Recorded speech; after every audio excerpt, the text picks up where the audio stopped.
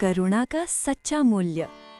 एक हरे भरे वन के पास एक छोटा सा गांव था। उस गांव में आरव नाम का एक दयालु और संवेदनशील बालक रहता था। उसे प्रकृति और जानवरों से विशेष लगाव था।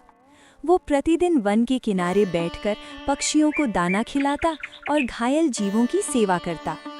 एक दिन जब वो वन में टहल रहा था, तब उसने देखा कि एक हिरण कांटों की झाड़ी में बुरी तरह फंस गया है।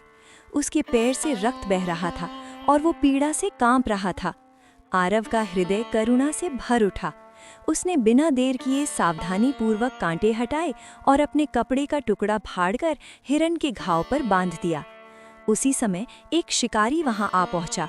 उसने हिरण को देखकर कहा, "ये मेरा शिकार है, इसे मुझे सौंप दो।" आरव ने साहस के साथ उत्तर दिया, "ये जीव भी जीवन जीने का अधिकार रखता है।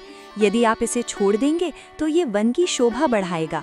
शिकारी पहले तो क्रोधित हुआ, परंतु बालक की निडरता और दया भाव देखकर उसका मन परिवर्तित हो गया।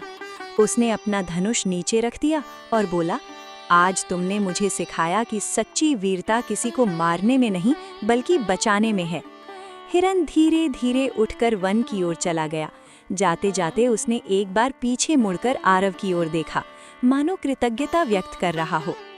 कुछ दिनों बाद गांव में अचानक बाढ़ आ गई। पानी तेजी से बढ़ने लगा। उसी समय वही हिरन अपने झुंड के साथ आया और ऊंचे सुरक्षित स्थान की ओर जाने का मार्ग दिखाने लगा।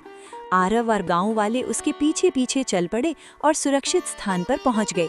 गांव के बुजुर्गों ने कहा, "नेकी का फल अवश्य मिलता है। प्रकृति हमेशा करुणा का प्रतिदान देती है।"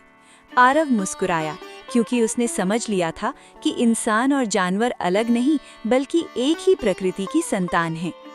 सीख: दयालुता और करुणा कभी व्यर्थ नहीं जाती। जो दूसरों की रक्षा करता है, प्रकृति उसकी रक्षा करती है।